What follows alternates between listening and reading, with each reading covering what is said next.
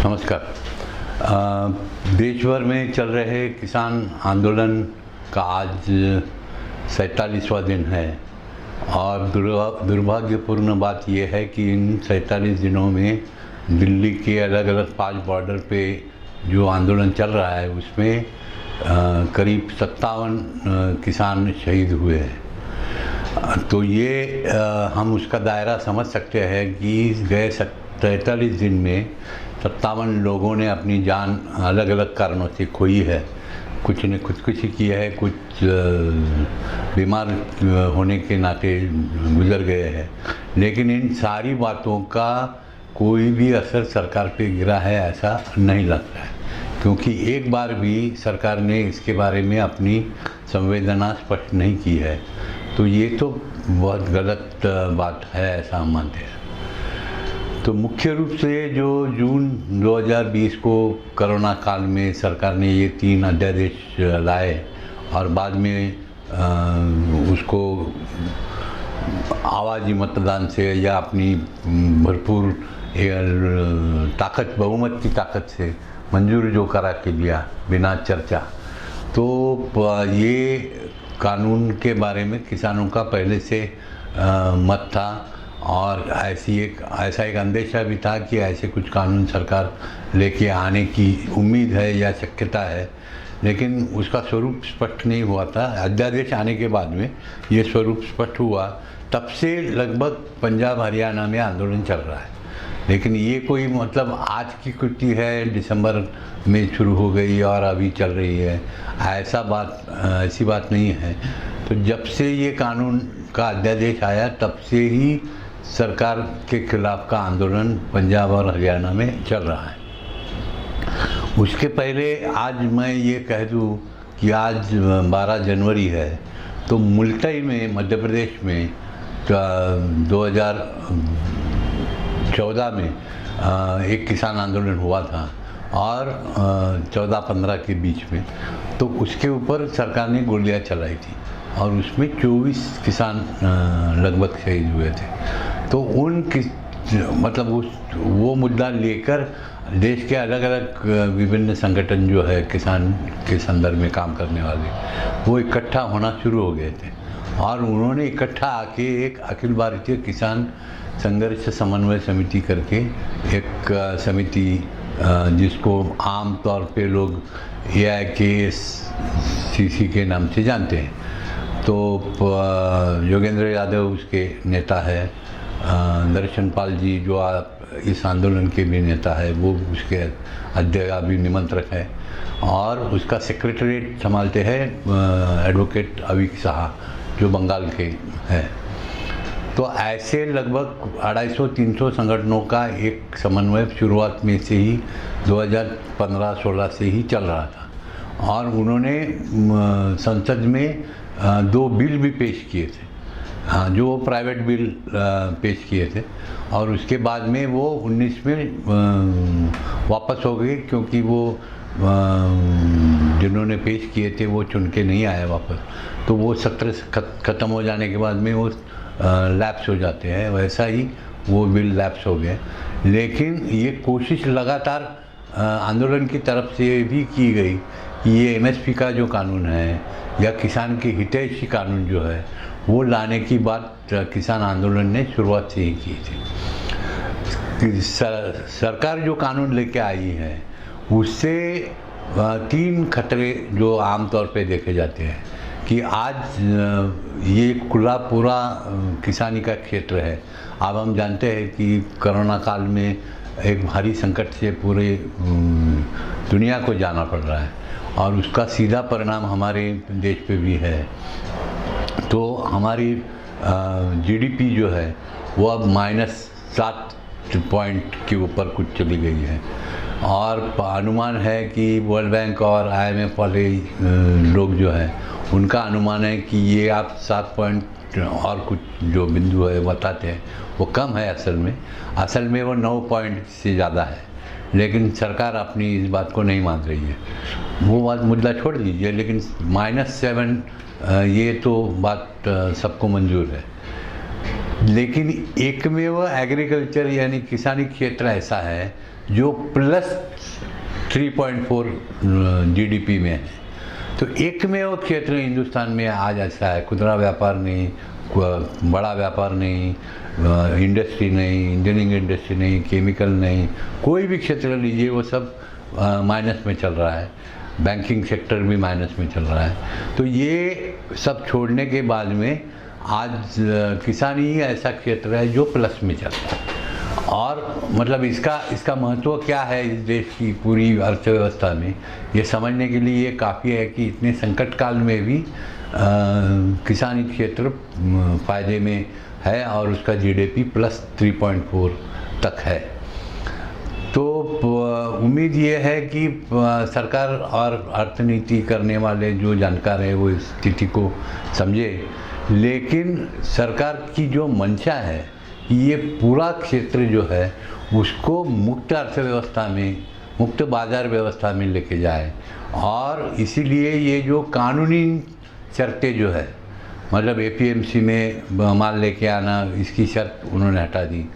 कितना स्टॉक कोई भी व्यक्तिगत आदमी या व्यापारी कर सकता है, उसके ऊपर जो आज निर्बंध है वो उन्होंने हटाए।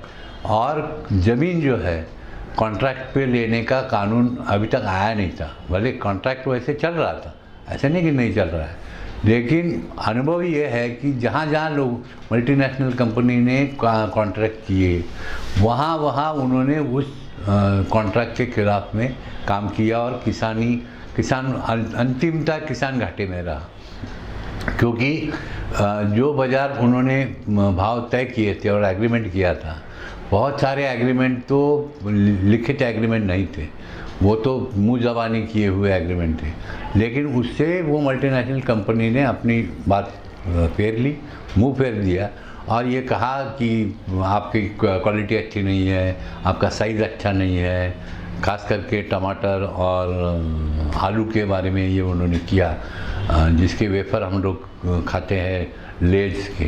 तो वो उस कंपनी ने गुजरात में 4 किसानों को कोर्ट में घसीटा और कहा कि जो कॉन्ट्रैक्ट हमने आपसे किया था तो उसका कानूनन उपयोग आपको देना चाहिए भाव, ऐसा किसानों का डिमांड था। लेकिन कंपनी देने को तैयार नहीं थी। अंतिमतः कंपनी के हित में ही फैसला कोर्ट ने दिया। हाँ, मतलब ये लोअर कोर्ट ने, हाई कोर्ट ने उसको वापस करके किसानों के पक्ष में वो निर्णय देने का काम किया। तो सरकार की तरफ से ये बहुत भरकम कोशिश की जा रही है कि ये पूरा क्षेत्र जो है वो देश के और अंतर्राष्ट्रीय उद्योगपति और जो फाइनेंस कैपिटल में अपना पैसा डाल सकते हैं ऐसी कंपनियों को निवेश करने के लिए खुला छोड़ दें, जिससे कि कॉन्ट्रैक्ट खेती भी चालू हो जाएगी, खेती की मनमानी चालू हो जाएगी। उसमें जो अनाज पैदा होगा वो एपीएमसी में आने की आज टेक्निकल जो लिमिट है वो उससे पैरेलल एक व्यवस्था उन्होंने खड़ी की है। उससे होगा यही कि कुछ साल के लिए हो सकता है कि कुछ अच्छा भाव ये प्राइवेट व्यापारी दे या कंपनियां दे, लेकिन एक बार मंडी सिस्टम ख़त्म हो जाएगी। जैसे हम लोग देख रहे हैं कि बिहार में गए 6 साल से कोई मंडी सिस्टम नहीं है, उन्होंने अपने आप कानून करके उसको समाप्त कर दिया। वहाँ का किसान जो धान की खेती करता है मेजरली, उसको धान का जो अभी एमएसपी डिक्लेयर्ड है सरकार की तरफ से वो 1818 रुपया है, लेकिन किसान को लगभग 800 से 1000 रुपये तक में वो बाज़ार में बेचना पड़ रहा है। हाँ, एपीएमसी तो है नहीं, व्यापारी कहते हैं कि हमको 1818 देना पड़ता नहीं है, सरकार का कोई कानून है नहीं। तो जो भाव में किसान को व्यापारी देने को तैयार है वो देने के सिवाय और कोई पर्याय उसके पास बचता नहीं है। वो खुद के लिए बचा के खाने के लिए रखने के बाद का जो सरप्लस है उसको बाज़ार में बेचने के बाद ही उसके हाथ में पैसा आएगा और उसकी जो ज़रूरत वाली चीज़ें हैं वो खरीद हो सकता है। पूरे दुनिया में ये भी देखा गया है कि जो किसान है वो बड़े स्तर पर वो ग्राहक है। अब ये अमेरिका की बात करें तो अमेरिका में सिर्फ 2% लोग खेती करते हैं, हाँ, अमेरिका के पॉपुलेशन के हिसाब से। लेकिन फिर भी उनको जो सब्सिडी सरकार देती है वो लगभग 400 से 450% की सब्सिडी देती। और हमारे यहाँ के जो अर्थनीति जानने वाले लोग हैं, राजनीति करने वाले लोग हैं, वो इस बात को समझते हैं कि दुनिया में कहीं भी बिना सब्सिडी खेती नहीं होती है, लेकिन सरकार ये मानने को तैयार नहीं। सरकार का कहना ऐसा है कि दुनिया में कहीं भी सब्सिडी ख़त्म हो गई है, सब्सिडी कोई देता नहीं। लेकिन जो रिपोर्ट्स आ रहे हैं वो कह रहे हैं कि दुनिया में सब जगह, सब देशों में किसानों को, खेती को सब्सिडी सरकार की तरफ से मिलती है, और वो मिलने के बाद में ही उनका मुनाफा बचता है। तो डॉक्टर स्वामीनाथन कमेटी का जो रिपोर्ट आया, उसने, उस कमेटी ने एक मत से ये निर्णय दिया और अपनी सिफारिश दी सरकार को कि किसान को अगर मुनाफे में खेती करनी है, उसको उसका उचित दाम अगर मिलना चाहिए, ऐसा आपको लगता है, तो उसका जो उत्पादन का खर्चा है वो खर्चा C2 के फार्मूला से वर्कआउट, A2 के नहीं दिया, वहाँ 2 फार्मूला है। तो वो C2 मतलब सारा उसका जो खर्चा है, हाँ, मतलब कुछ भी आप उसके पढ़ाई का खर्चा, बच्चों के पढ़ाई का खर्चा, उसका किराया, उसका लाइट बिल वगैरह वगैरह वगैरह जो भी है, वो प्लस 50% मुनाफा, ये करके वो MSP डिक्लेयर होनी चाहिए, ऐसा उनकी सिफारिश थी। सरकार ये कह रहे हैं कि हम तो स्वामीनाथन समिति के रिपोर्ट के ऊपर ही कैलकुलेट कर रहे हैं, लेकिन कैलकुलेशन उत्पादन खर्च करते वक्त वो A2 फार्मूला, मतलब लिमिटेड खर्चे उसमें दिखा के MSP दिखाती है, और वो दिखाने के बाद में जो MSP निकलती है वो भी प्रत्यक्ष रूप में किसान को नहीं मिलती। मतलब दिक्कत ये है कि वो भी अगर मान लो एक टाइम बिंग किसान को, आज जैसे मैंने कहा कि 1818 धान की MSP है, तो वो धान की MSP 1818 रुपये अगर मिलने लगेगी तो वो तब भी किसान को कुछ ना कुछ मिलेगा। हालांकि जो आंदोलन का कैलकुलेशन है स्वामीनाथन कमेटी की ओर से कि वो 1818 रुपया नहीं होगी तो वो 2400 रुपया क्विंटल हो, वो C2 के भाव से। तो ये जो घाटा है वो भी घाटा किसान एक तरह से सहन लेगा, लेकिन क्योंकि उसको मिलते हैं 800, 900, 1000 रुपया, तो उसके बदले में 1800 मिलेगा तब भी वो ठीक है, ऐसा लोग आंदोलन के ही कहते हैं। लेकिन वो भी बाज़ार में आज MSP नहीं मिलती है, क्योंकि MSP डिक्लेयर करने का कानून है, उसको कैलकुलेट करने का कानून है, उसके ऊपर खरीद करने का कोई कानून नहीं। मतलब MSP डिक्लेयर करना, जैसे आज सरकार ये कानून में कह रही है कि MSP तो होगी, MSP हम कहाँ हटा रहे हैं? MSP हर साल, हर पीरियड जो अपने रबी का हो और इसका हो, खरीफ का हो, तो दोनों बार MSP डिक्लेयर होगी। लेकिन डिक्लेयर करने की बात नहीं है, सिर्फ सरकार तो घोषित करेगी एक हर 23 प्रोडक्ट के ऊपर की MSP ये है, लेकिन उसके ऊपर अगर खरीद करने की शक्ति नहीं होगी, कानूनी शक्ति नहीं होगी, तो उसके ऊपर किसान का कुछ चलता नहीं है। व्यापारी ये कहता है कि भाई सरकार ने अपना काम किया, मैं मेरा काम कर रहा हूँ, हाँ, आपको देना है तो दो, नहीं तो आप चले जाओ, आप रखो, आप संभाल के, जब होगा 1800 रुपया तब देखा जाएगा। हाँ, सरकार जब कानून बनाएगी तब देखा जाएगा। अब व्यक्तिगत रूप से किसान जो मंडी में लेके आता है माल, उसको बाद में वापस वो घर पे लेके जाना वो संभव नहीं होता, क्योंकि वो ट्रांसपोर्टेशन का खर्चा उसके सर पे आता है, और उसके पास व्यक्तिगत रूप से जगह भी नहीं रहती कि उसको वो भंडारण कर सकता है, तो उसको बेच के ही जाना है, ये व्यापारी समझता है। और इसीलिए व्यापारी ये कहता है कि भाई हम जो भाव देंगे उसी को आपको कबूल करना है। ये पेच है जो औद्योगिक प्रक्रिया से निर्मित वस्तुओं के बारे में नहीं है। वहाँ इंडस्ट्री वाले डोमिनेट करते हैं सामने वाले को कि ये रेट है, आपको जो कंसेशन देना है वो दे सकते हो आप ग्राहक को, लेकिन हमारा रेट जो है ये है। उसके ऊपर की MRP अभी छापने का निर्णय हो गया है। तो MRP आप ये देखते होंगे कि कुछ भी छापते हैं, MRP छपना इतना ही ये है, लेकिन उसके बहुत सस्ते में भी लोग देते हैं MRP से, ये भी हमारा लोगों का अनुभव है। लेकिन ये कानून जो है MSP वाला, इसके ऊपर कोई सख्ती सरकार की नहीं है, और उसके ऊपर सख्ती करने के बारे में उसके जो अर्थ तज्ञ जो है उनका भी कई जगह मानना ऐसा है कि ऐसा एमएसपी पे खरीद करने का कोई कानून नहीं बना सकते, ऐसी उनकी बात है। लेकिन स्वामीनाथन जी का कहना ऐसा है कि ऐसा कुछ नहीं है। अगर हर प्रोडक्ट के ऊपर का एमएसपी अगर वो तय करना चाहे तो वो सरकार तय कर सकती है और उसके ऊपर कानूनन उसकी गारंटी देनी चाहिए। आज के आंदोलन का ये प्रमुख मुद्दा ये है कि एमएसपी का हक जो है वो कानूनी गारंटी हमको मिलनी चाहिए। और ये जो 3 कानून हैं जिसमें कॉन्ट्रैक्ट फार्मिंग का कानून है, स्टॉक कितना % हो उसके बारे में निर्बंध हटाए गए वो वापस लाने चाहिए और एपीएमसी को रिस्टोर कर मतलब ख़त्म ना हो इसके लिए प्रोटेक्ट करना होगा, क्योंकि वही एक मुख्य मार्केट है जहाँ पे मतलब बावजूद इसके एपीएमसी में कुछ सुधार होने चाहिए। ऐसा नहीं कि एपीएमसी की व्यवस्था बहुत अच्छी है, उसमें बहुत सख्ती से कुछ सुधार होने चाहिए। लेकिन अगर सुधार करना है इसका मतलब वो पूरी सिस्टम डिसमेंटल करना है, ऐसी बात नहीं है। आज सरकार पूरा सिस्टम डिसमेंटल करने के चक्कर में है, तो वो उसका विरोध पूरे देश में हो रहा है। आज ये आंदोलन का 47वां दिन जो है, मेरी जानकारी में आज के तारीख में वहाँ पे लगभग 1.5 लाख लोग दिल्ली में उपस्थित है 5 बॉर्डर्स के ऊपर। और उसमें बच्चे हैं, बूढ़े हैं, औरतें हैं, युवा हैं, किसान हैं, जो भी आंदोलन करने वाले लोग जो है, जो किसान नहीं है लेकिन इस आंदोलन के समर्थन में है, वो भी बड़ी संख्या में वहाँ समर्थन देने के लिए आए हैं। और आज के तारीख में 23 राज्य के लोग वहाँ आंदोलन को समर्थन करने के लिए जुटे हैं, किसान और अलग अलग आंदोलनकारी जो संगठन के लोग हैं वो।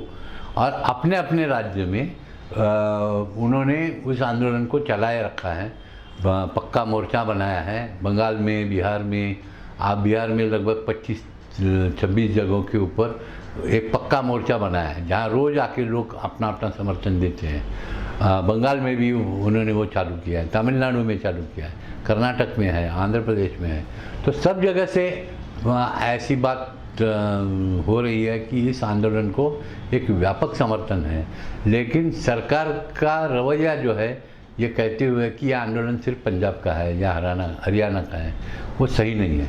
उन्होंने बहुत तरीके से इस आंदोलन में फूट डालने की बात की, रणनीति अपनाई, और फिर भी सब देखने के बाद में कि इस पक्की जो एकता बनी है उसमें कोई भी दरार नहीं पड़ती है। उसका एकमेव कारण है कि उनकी जो सेंट्रल कमेटी है वो सेंट्रल कमेटी बिल्कुल लोकतांत्रिक और पारदर्शी तरीके से निर्णय लेती है, वो निर्णय लोगों को बताती है और शांतिमय ढंग से ही ये आंदोलन करना ये उसकी नींव है। मतलब इस देश में हमेशा ये देखा गया है कि आंदोलन होने के बाद में कहीं भी पत्थरबाजी, तोड़बाजी, ये तोड़ो, उसका ये जलाओ, वो जलाओ, ऐसा होता है। आज 47 दिन हो गए या जून के बाद से जहाँ जहाँ काम हुआ वहाँ कहीं भी इस तरह की घटनाएं नहीं हुई है और यही उसकी ताकत है। पूरे देश और दुनिया में उसकी जो चर्चा हो रही है इस आंदोलन की, उसका एक कारण ये भी है कि पूरी शांतिमय तरीके से इस आंदोलन को किया जा रहा है। आज भी अगर कोई भी साथी प्रत्यक्ष आंदोलन स्थल पे जाएंगे तो लोग बड़े इत्मीनान से आपका स्वागत करते हैं, इत्मीनान से बैठे हैं और ये कहते हैं कि भाई हम तो बिना कानून रद्द करने के बाद ही हम घर जाएंगे, उसके पहले तो घर जाएंगे। और उसके लिए एक परमानेंट रेसिडेंसी जैसी चीज़ वहाँ बनने लगी है। बीच में आपने देखा होगा कि 6-7 दिन बहुत बुरी तरीके से बारिश आई। सरकार का ये पुलिस रिपोर्ट था कि आप तो किसान टिक नहीं सकते क्योंकि बारिश आ गई है। हाँ, लेकिन उन्होंने इसी बारिश में भीगते हुए अपनी व्यवस्था पूरी भीग गई, उसको वापस नए तरीके से रीबिल्ड किया और एक नई व्यवस्था खड़ी की। ये ताकत उनमें है और इसको अभी सरकार को ये कहने लगी है कि इसको फंडिंग बाहर से मिल रहा है। कोई बाहर का फंडिंग नहीं है। मतलब बाहर का फंडिंग नहीं, मतलब ऑर्गेनाइज फंडिंग किसी का नहीं है। ये हो सकता है कि मान लो कि किसी आंदोलनकारी किसान का बेटा कनाडा में या इंग्लैंड में या प्रदेश रहता हो, वो अपना $1000 या पाउंड इस आंदोलन को भेजे, तो ये कोई ऑर्गेनाइज फंडिंग की बात नहीं है, तो वो उसका कंट्रीब्यूशन है इस आंदोलन के लिए, ऐसा ही माना जाता है। और लोग अपने तरीके से अपने अपने तरीके से हर बॉर्डर के आसपास के गांव जो है वो इस आंदोलन को जो चाहिए वो मदद करने को तैयार। मतलब अभी तक 47 दिन हो गए, किसानों का कहना है कि हमने जो सामान हम गांव से लेके आए थे आते समय वो अभी तक खोला नहीं। हाँ, सारी व्यवस्था गांव के लोग कर रहे हैं। तो वो चाहे वो किसान का खाना हो, किसान की बाकी अन्य व्यवस्थाएं हो, टेंट हो, ये सब सारी व्यवस्था कहीं बाहर से नहीं आती है, लोग अपने आप आके मदद कर रहे हैं। और इससे अंदाज़ा आपको लग सकता है कि चाय का लिए दूध हो, दही बनाने के लिए दूध हो, खाना बनाने के लिए सब्जी हो, दाल हो, रोटी बनाने के लिए गेहूँ हो, उसका आटा हो, मतलब वो सब सारी चीज़ें अभी अगल बगल के गांव के ही लोग या शहर के ही लोग लाके दे रहे हैं। और किसी भी आंदोलनकारी जो उसका परिधि है, उस परिधि के बीच में का कोई भी गांव में रहने वाला आदमी या शहर में, छोटे शहर में रहने वाला आदमी ये नहीं कह रहा है कि इस आंदोलन से हमको तकलीफ है, क्योंकि एक तो उसको आने जाने के लिए सर्विस रोड खुले रखे। हाँ, हाईवे बंद है लेकिन सर्विस रोड खुला हुआ है, तो वो अपना काम करने के लिए दिल्ली जाता है। दिल्ली में भी कोई जाम नहीं है, दिल्ली में सब खुला हुआ है। हाँ, इस आंदोलन का असर बॉर्डर के ऊपर है दिल्ली की, लेकिन दिल्ली में व्यवहारता सब चीज़ चालू है, मार्केट चालू है, व्यवस्था चालू है, सब कुछ है, और किसी को कोई भी परेशानी दिल्ली के स्तर पर नहीं है। ये आंदोलन की वस्तुस्थिति है। और आज मतलब सरकार ने कल के कोर्ट में उसका दबाव आप देख सकते हैं कि कोर्ट भी उनको ये कहने की हिम्मत नहीं कर रहा है कि भाई आप आंदोलन ना करो। हाँ, आपने जनता को बहुत नुकसान किया है, ये है वो है, ऐसी कोई बात कोर्ट नहीं कर रही। जैसे कल सरकारी वकील ने जब दलील दी कि जब कानून होल्ड पे रखेंगे क्या, तो उसने ये कहा कि आप अगर होल्ड करने का ऑर्डर दे रहे हैं तो उसके साथ साथ में आंदोलन भी होल्ड पे रखो और उनको घर जाने को कहो, ये भी लिखो। हाँ, तो उन्होंने, जज ने ये कहा कि आप हमसे ये बार्गेन मत करो। हाँ, हम जो कह रहे हैं वही हम कर सकते हैं, आप इस ढंग से कोई बार्गेनिंग नहीं होती हमारे से, हमको जो लिखना है हम लिख देंगे। लेकिन इसका मतलब ये नहीं कि कोर्ट पूरी तरह से आंदोलन के समर्थन में है, लेकिन वो जानते हैं कि इस आंदोलन की ताकत क्या है। और किसी भी तरीके से आज मतलब इसका अंदेशा कोर्ट को भी है कि सरकारी पक्ष की तरफ से इस आंदोलन में हिंसा करने का प्रयोग किया जाएगा क्या, ऐसा एक बड़ा अहम सवाल है, जिसके आज आशंका तो नहीं लगती है। लेकिन संघ परिवार और बीजेपी और उसके जो अन्य संगठन हैं वो ऐसी कोशिश नहीं करेंगे, ये बोल नहीं सकते। हाँ, और मुझे उम्मीद है लेकिन ऐसा भी उन्होंने किया तब भी लोग शांति से उसका जवाब देंगे। हाँ, और ये कहेंगे कि भाई आप हमको मारना चाहते हैं मारो, लेकिन हम हटेंगे नहीं वहाँ से। जैसे लोग वहाँ आके बोले कि सरकार की पुलिस जो है वो अगर हमको गोली मारना चाहती तो हमको गोली मारे, हाँ, लेकिन हम हटेंगे नहीं अपनी डिमांड से और जगह से।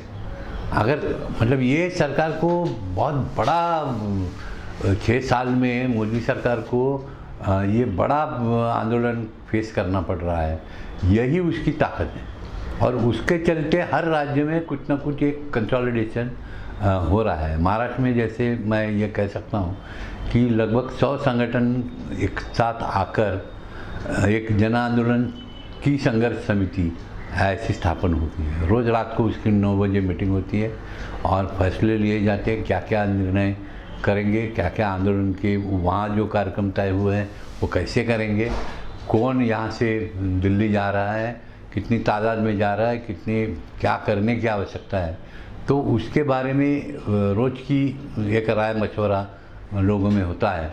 और हर ज़िले और विभाग में ये तय हुआ है कि आने वाले काल में विभागीय स्तर की या जिला स्तर की रैली हो जाएगी और इस आंदोलन को मजबूत किया जाएगा। तो ये एक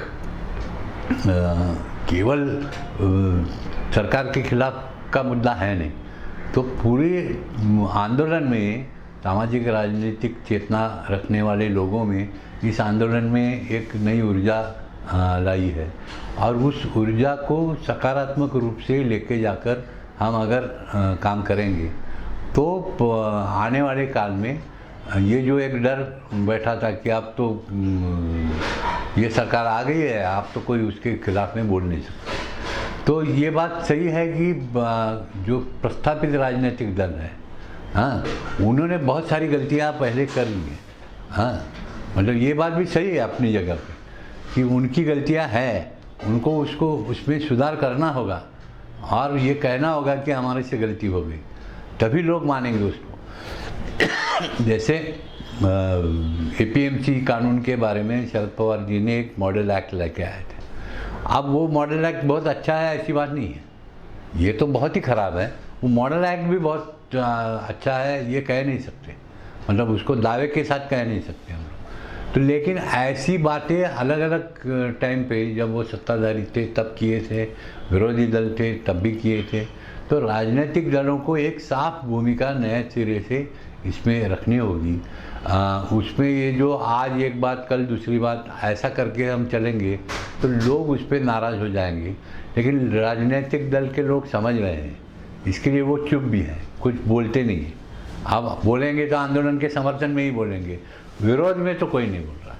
जैसे मैंने आज ही पढ़ा कि 16 तारीख को कांग्रेस पार्टी की ओर से महाराष्ट्र के राज्यपाल के निवास के ऊपर घेराव करने का कार्यक्रम डिक्लेयर किया बाला साहब थोरात ने। अच्छी बात है, करो। हाँ, उन्होंने 2-3 करोड़ सिग्नेचर इस कानून के खिलाफ में वो रद्द करने के पक्ष में राष्ट्रपति को सौंपे हैं, वो भी अच्छी बात है। लेकिन एक मूलतः उनके हाथ में इसकी नींव नहीं है, ये निर्णय उनके हाथ में नहीं है, ये समझ लेना चाहिए लोगों को कि राजनीतिक दल आके इस आंदोलन को ख़राब कर सकते हैं क्या, तो इसकी जानकारी लोगों को है।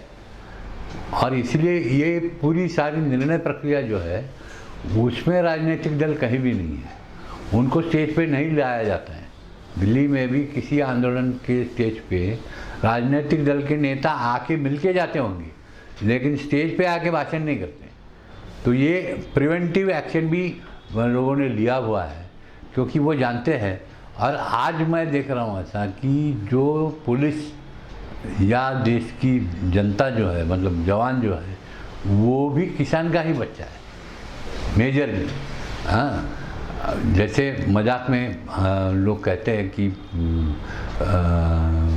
जय जवान जय किसान का नारा तो शास्त्री जी ने दिया था, लेकिन व्यवहारता ये भी सही है अपनी जगह कि किसानी करने वाले लोग ही इतने बहादुर प्रक्रिया से गुजरकर और संकट का सामने का एक उनका बचपन से ही गुजारा ऐसा हुआ है कि हर संकट को वो सामना करके वो डटे रहते हैं, चाहे वो खेती में हो या बॉर्डर पे हो, तो वो डटे हैं।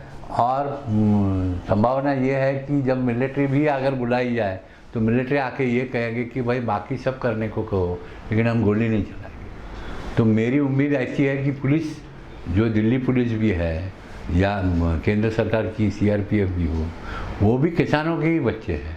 उनको कुछ भी ऑर्डर आ जाएगा तब वो तो कहेंगे कि भाई ये छोड़ के हमको जो भी करना है करने को, क्योंकि हमारे लोगों के ऊपर गोली चलाने के लिए हमको बाध्य मत करो। ऐसी बात आ सकती है और इसलिए सरकार ये निर्णय नहीं करेगी कि गोली चलाकर लोगों को वो वहाँ से हटाने का काम करेगी।